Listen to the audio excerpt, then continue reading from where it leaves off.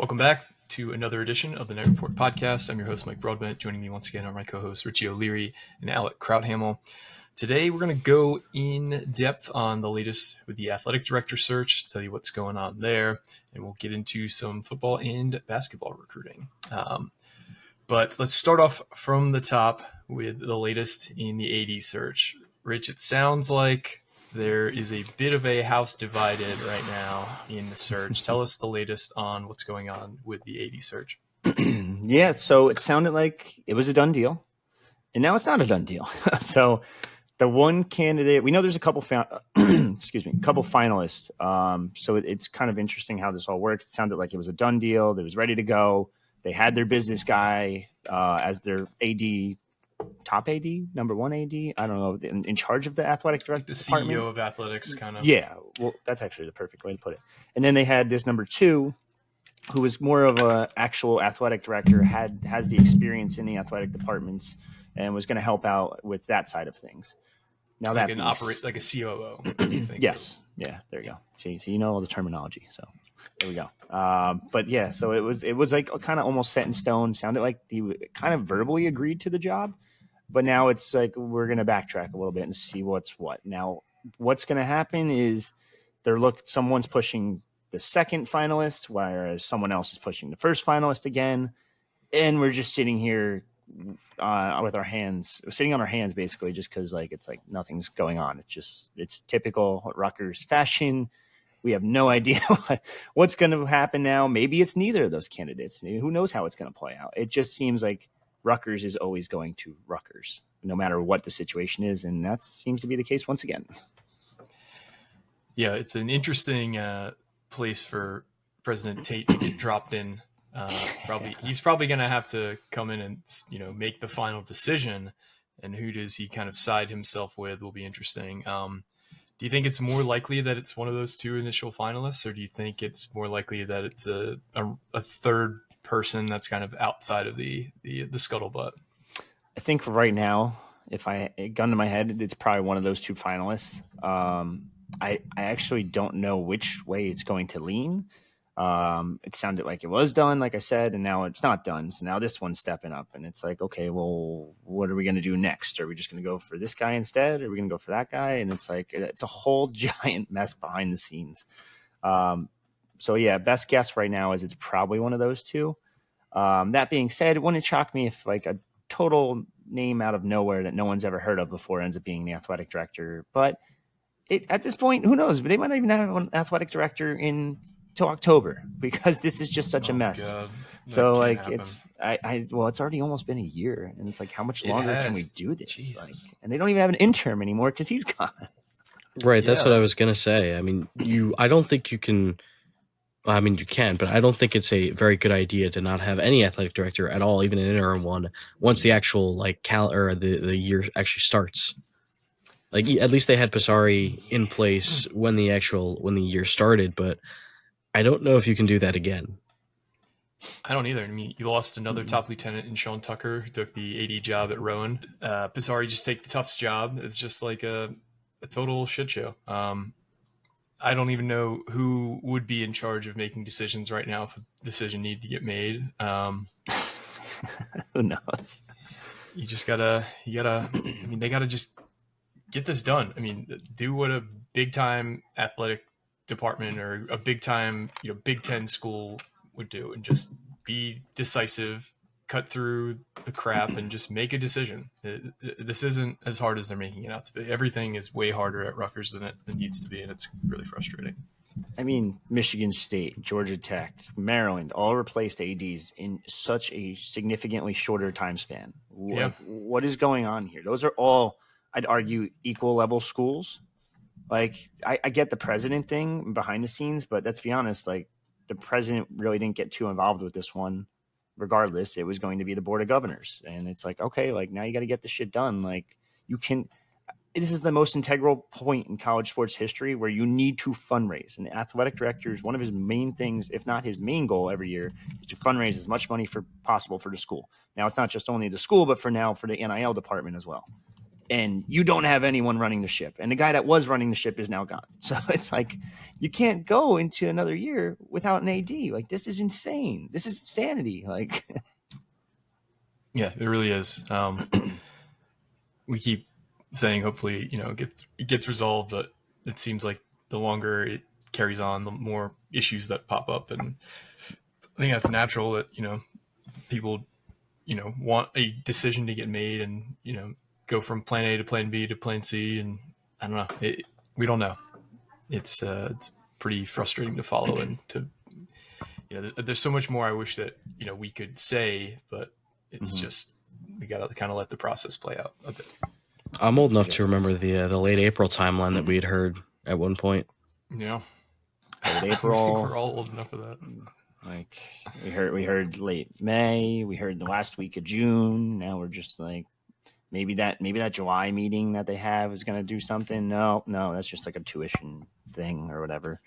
It's like, come on, like what is going on? This is just, it's Rutgers being Rutgers. That's exactly what it is. And it's time to stop acting such like a small time university. You're in one of the top 2 major power conferences. You have a good amount of money that's coming in revenue wise. Like, figure it the fuck out. I don't care if you're mad at this is this guy from that guy and this is that guy from that guy. Figure it out, hire a fucking AD and start bringing in the money. Like, it's time to put up. Yeah, because this is stopping not only, long-term visions from happening in the athletic department, but it's also like, you can't hire a basketball GM until you have an AD in place. You can't make these big decisions business-wise that you need to make in 2025 for college athletics, and make these business relationships until you have a head of the department in place. So it's just making Rutgers get dragged further and further behind the longer that this carries on. So. Yeah. I mean, it seemed like things were going in the right direction with the way the presidential search went down. I think a lot of us were pretty happy with the way that went and eventually how it ended. But it seems like that's all come to a screeching halt in the couple of months since. It's insane. Like, the master plan that was supposed to be here 8 years ago now at this point, or the rack renovations that were supposed to take place at a certain timeline before you lose that sponsorship deal, which you could technically lose it, but on the bright side, it sounds like Jersey Mike's is happy with it, so we'll see what happens there. But or we could talk about the baseball facility that's not even being built on campus; it's being built off campus. That's also delayed now. It might not even be ready for 2026 anymore. So not on campus, the most on a Rutgers, on another campus. Yeah. Which I am actually excited for that. It should be very nice. I like the idea, but build the fucking thing at Rutgers. What are you doing? Like, why do you have to build it there? I get Middlesex County's funding it, and they want to fund the county. The county wants to fund the county college. Fuck that. Put it at Rutgers and tell Middlesex to go to Rutgers to play. Yeah. I don't. It's ass backwards here, and it just drives me nuts sometimes. It's like, you have the potential's there, and for some reason they just are like 1 step forward, 8 steps back. All right. It's a very frustrating situation. We'll give you the latest as we get it in, but let's talk about something a little less frustrating. Let's start off with some football recruiting. Rutgers is still kind of waiting for some of their last targets in the 26 class to decide. Rich, what are you hearing in terms of the latest there? They're done, basically. They're done. Yeah, kind of for the most part. There's guys like Carter Gooden and Amir Clark, both of which Carter Gooden's a defensive end listed. He is going to be a defensive tackle probably at the next level. It's weird. He's like that in-betweener build. He's around 250 right now. Some coaches think he could pack it on, become a defensive tackle. Some coaches think he'll probably stay around that 250 range, just reshape his body a little bit, be a defensive end. So it goes back and forth. Either way, it sounds like he's UCLA bound. Amir Clark has a final 3 of Georgia Tech, Syracuse, Rutgers. It's going to be Georgia Tech or Syracuse. Last I heard it was Syracuse, but Georgia Tech is kind of pushing a little bit. So we'll see what happens there. He's a Florida kid, so Georgia Tech is a lot closer to home. So, yeah, that is what it is. Devontae Anderson will commit on July 11th. Rutgers is in his final list, along with, I think, like 6 others. It's going to be Louisville, probably, but Maryland's pushing there. Something to keep an eye on. Who else am I missing? Koshi Barnes decides at the end of this month. He's like all in on South Carolina, so don't even bother with that one. It sucks because like he did like Rutgers a lot. And who else? Jamarius Conyers is a corner to potentially keep an eye on. But it's really kind of just dying down. They're still kicking the tires on some of those safety recruits.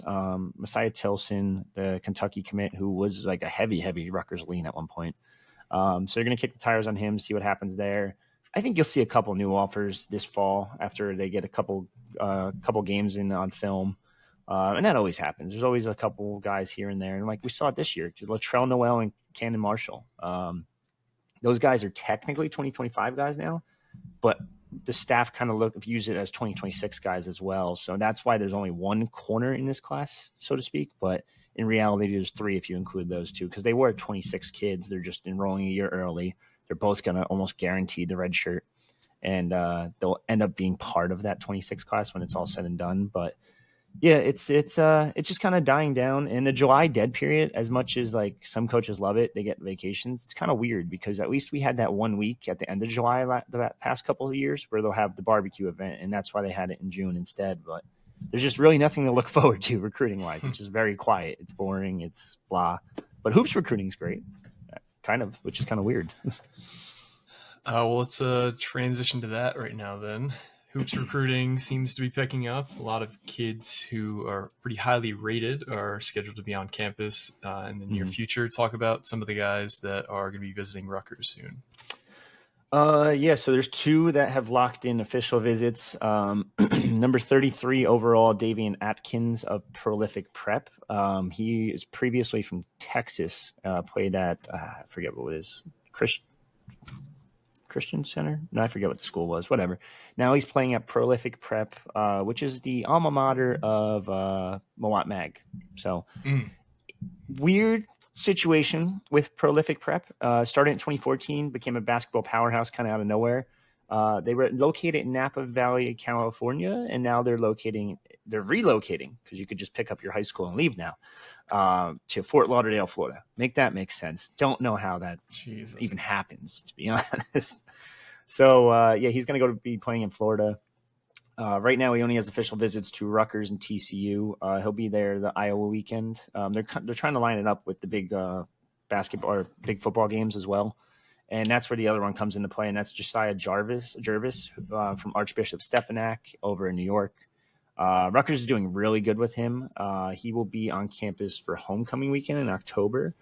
I think he has one other official visit before that, and that's to Northwestern. St. John's is also pushing pretty heavily.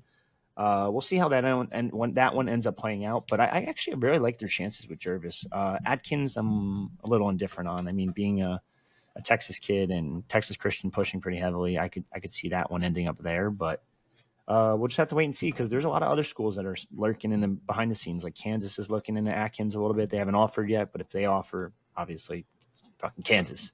Not only is NIL money, it's Kansas. So it is interesting though, because despite I guess a lot of negativity out there on the program just because of not being successful with the 2 top 5 picks, they're still recruiting at a very high rate. Yeah, no, those will carry a ton of weight moving forward, I'm sure, because with each clip, it's a little advertisement for the university. Every time Ace Bailey has a chase down block in Summer League. I know Dylan Harper hasn't played any games yet in Summer League, but just a little reminder that they played at Rutgers, even if it wasn't the most successful endeavor at the school. But I think it's interesting that, like you mentioned, even though the season didn't go the way it should have or the way it was planned to go, but when you hear some of these recruits talk about Rutgers, it's still a lot of the same things that we heard about even before they started recruiting at such a high level. It's all about the relationships. You see a lot of people say it's not just basketball. They build really good relationships, things like that. So the staff is definitely staying with the same recruiting mentality, and they have done a pretty good job of sticking with the same like recruiting pitches and stuff like that. I also think it's kind of funny for looking at Jervis in particular. I mean, he's primarily recruited by Jay Young, and Jay Young seems like he's the main international guy as well. So he's going all the way across the world and then just over the George Washington Bridge for some of these recruits. I like Jervis though. He's long. He's 6'5", 160. So I'll definitely need to put on a little bit of weight at the college level. I mean, who doesn't at that point in their careers? But he's a really good shooter. So I think that would be definitely a pretty good get. And Yeah, he'll be visiting for homecoming. I think it's obviously a good thing they're lining up, like you said, Richie, some of these big time football games as well. Like I think, like obviously Atkins visiting for Iowa, Oregon for Jervis, so get the full environment. So kind of straying away from recruiting a bit, this is around the time of year where things start to pick up in terms of actual sports happening. I know the basketball team has started practicing. Yes. Richie, is there anything that you are able to kind of speak on about that, and also when we might be able to go see some hoops practices? Yeah, so still going to be a couple more weeks until we get to actually see one in person. But the latest scoop is there's some positives. Like Chris Nawoli is surprising almost everyone. I don't think that's too shocking, though, to be honest, just because I think Alex said in the group chat too. His rating was really high at one point. Like the potential has always been there. And then you just see him go to dynamic prep down in Texas and absolutely dominate the Chipotle national scene against the best of the best in the Montverde academies of the world, the prolific preps, et cetera, et cetera. So that shouldn't be too shocking. He is really skinny though. Like he's still probably got to pack on a little bit of weight. But I said the same thing about Ace Bailey, and then he drops a couple 30-point games, and you're like, okay, never mind, doesn't matter. So yeah, he has potential to start though, I was told. So we'll see how that kind of fits in. If he starts, that means probably Darren Buchanan would go to the bench. We know Dylan Grant's pretty much locked in as a starter. We know one of the centers are locked in. Guard wise, it sounds like J. Mike is still the heavy favorite to earn that role. And then Harun Zerno is pretty bulky. A lot of guys have said he's just really muscular. He's adjusting to the speed of the college game, and going up against a guy who just doesn't stop running in J. Mike is probably very helpful. But yeah, so we'll see how he adjusts to that. They said his shootings, it's hit or miss. There's some days where he's really good, and there's some days where he's really bad. That's just the luck of the draw with shooting, basically. But he is very, very strong. He's able to muscle the ball away from people. He's able to I hate to keep saying muscle, but he's able to out muscle people. Like he's just a strong European dude. Dennis Badalau, however you say it, is not there yet. We'll probably miss all of July. Might be there early August. It's going to be pushing it. So he's probably going to miss most, if not all, of summer practices, and that kind of sucks. He's got some visa issues he has to work through. But it did sound promising, and there's a reason why they tweeted out the graphic yesterday that he signed and all that other good stuff. So he will be a part of the roster, just a matter of when. Bay Fall just got to campus recently. He missed those first couple days, so that's why you don't see him in those the videos from like the first day of practice, which was 3 weeks ago. So yeah, we'll see how the team looks. It sounds like there's a lot of things that need to be cleaned up still, and that's kind of expected in summertime. Shooting is going to be an issue, it sounds like. So we'll wait and see, but we kind of knew that just based on the guys they brought in and based on the roster that they returned. So yeah, I mean, trying to put a positive light on this. There's some positives, but there's also some negatives. So we'll see how this team looks when we finally get the chance to see him in a couple weeks. I guess my biggest concern is the wing shooting, especially. I mean, Dylan Grant had a pretty solid start. I think he had like 5 threes in a game at one point, or maybe I'm making that up. I don't remember. But he was more of a streaky guy. His percentages weren't all that great. And then you factor that in with Chris Nawoli, who's not really known as a shooter. That's not really his game. Then Darren Buchanan, who also really isn't known as a shooter. That's not his game either. Yeah, his shooting's really bad, apparently. Yeah, so who's going to be that shooter on the wing? Because you can't really have. I don't really feel too good about offensively a lineup with 3 non-shooters. Because then you factor in Emmanuel Agbole and Byfall, who both aren't really shooters either. Yeah. So then you look at the backcourt. Herman Zerno, we've already talked about him. He's a pretty solid shooter. Could be the best 3-point shooter. Shot, though, is the question. Because that's the thing. Offense isn't really setting anyone up. Right, exactly. Who's going to be the guy that can take and make 3-pointers? Because we've seen Jamichael Davis again, more of a streaky guy. Shooting's really not his forte either.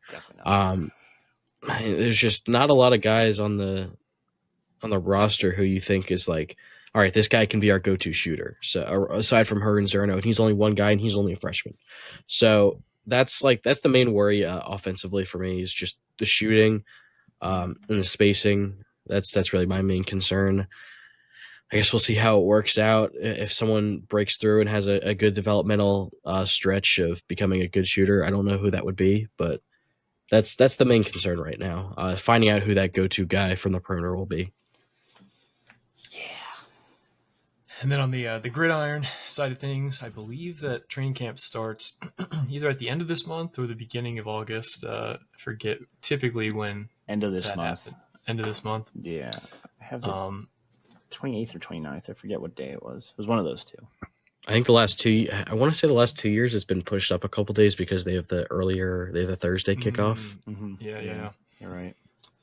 Now that CFB 26 is out, I got the itch again. I'm just I'm jonesing to see some football get played, but we'll have more on that for you guys towards the end of the month, I'm sure. I know that Chiano will have his introductory press conference, in the lead up to the first practice too. Media Day, I believe, is in July as well. That's in Las Vegas. 2 weeks. The players attending, I don't know if everyone knows, but Ethan Kaliak-Manis, it'll be Ian Strong, and it'll be Daryl Jabome as the three players they're taking along with the coach. But anything we didn't cover, guys, that you wanted to hit on before we head out? Well, we are part of a new network now. I guess it's been almost 2 weeks since we did an episode. It's been we haven't covered that since it went fully into effect. Well, I think part of the reason we haven't done an episode in 2 weeks is because we are a part of a new network now. Yeah. Rich has been basically troubleshooting 24/7 for the last 2 weeks, trying to make sure everyone has access. Maybe not 2 weeks, but almost 2 weeks. I'm like an IT guy at this point, just based on, okay, do this. Okay, do that. Did you turn it off and turn it back on? Yeah, that's basically, honestly. It's just like, all right, log out, then I'll log back in. You should be good. And it's like, okay, like I didn't do anything. All I told you to do was log out, log in. But new network, On3 Sports. If you haven't checked it out already, it's still Rutgers.rivals.com for now, or thenighreport.com. Those URLs are still going to redirect to the Rutgers site. The free boards took a little bit. I apologize. It took about a week to get them back online. They are back, though. You can go check them out. If you have a Rivals account already, you log in. I have to state this so many times. Via your email, not your username, your email and your password from Rivals. If you need to know your email, hit us up. Twitter, my email, areyourichie@gmail.com. Anything else like that. I'll try to help you out as quick as possible. We're also probably going to send you the support link, and if in the support email, if you need help there, they'll help you out pretty quickly. They've gotten really good over the past couple of days. There was over like 10,000 support tickets, and they got it down to 2,000 within like a 2-day span. So if they haven't gotten to you yet, please email me, and I will forward it to them. I will ping whoever I have to ping to tell them, like, help this guy out, man. Like, it's been a week. Figure it out. But the boards are back. They're better than ever. A couple new updates to it. A lot of new national guys that are chiming in here and there. Joe Tipton's part of our network now, who's one of the best in the business, if not the best in the business. Hayes Fawcett's part of our network. We have Steve Wiltfong. We have everyone under the sun. Jamie Shaw for Hoops Recruiting. They just broke the news today for Davian Atkins' official visit. They broke the news the other day for Josiah Jervis' official visit. It makes our lives a little bit easier, to be honest. And it's just nice that we have the best network in the web. Do we? Come on. Yeah, like easily now. Like with combining all those sites too. Sheesh. Additionally, they are actively carrying over historical posts as we speak. Mm-hmm. Rutgers will have their posts carried over in the next 7 days at most. Yeah. And there's how many million posts that you say are getting carried over? There's like 4.9 million posts that are getting. Wow. I'm just sitting there. I'm like, I'm looking because we have the spreadsheet and it shows like all the sites posts, and I'm like, Jesus Christ, who's got 4? Oh my God, that's us. It's just like, shout out to everyone. We've done a pretty good job. Yeah. And we appreciate the patience that everyone's shown with this. As everyone knows, and any kind of big technical change like this will have its hiccups, but they should all be smoothed out by the time sports season actually hits. So. Also, real quick before we sign off, if you haven't already, it's only $1 to sign up right now. Yeah, you join On3 for $1, And then you also get a year subscription of The Athletic as well. So, I mean, you get That's a a pretty good deal. Pretty good bang for your buck, just saying. So, or if you already have The Athletic, cancel that bitch and then sign up for On3. And then you get a new Athletic subscription for a year. So it is it's only $1. Who cares? Like, look, it's just go like this. Look, there's one subscription. There's two subscriptions. I'm out of dollars. Okay, Mr. Moneybags. All right, guys. Well, thanks once again for listening. The pods might be a little more sparse until things pick up, but we appreciate you listening, telling a friend, rating, reviewing, subscribing, all that good stuff. But for me, Richie and Alec, this has been another edition of the Night Report podcast. Signing off.